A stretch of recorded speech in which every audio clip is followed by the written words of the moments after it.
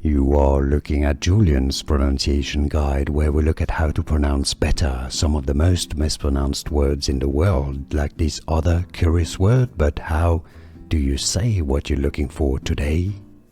Let's learn how to pronounce those two words. I know the spellings make it confusing. They look pretty similar, but they are pronounced differently and they do have different meanings, so it's important that you get it right. The top word here means almost silent if you're in the room or somewhere where it's very quiet.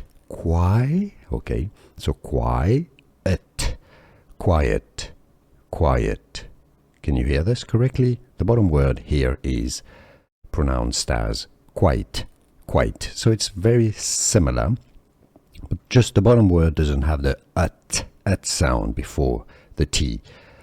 Top word quiet, bottom word quite, ait versus ayet for the top word quiet, quite for the bottom word. Could you hear the difference?